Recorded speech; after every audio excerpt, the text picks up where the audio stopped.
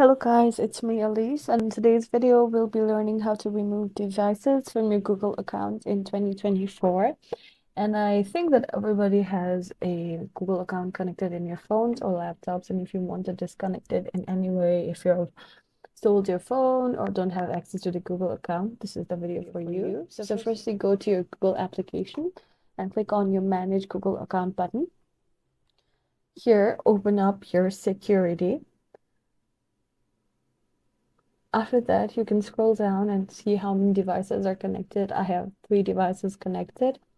Then you can click on Manage All Devices on the bottom of Lost a Device.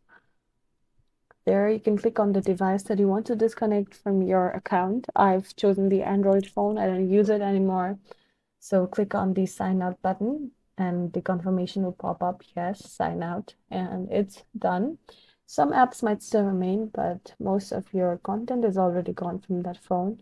I hope you found this video very useful and see you in the next one. Please like, share, and subscribe.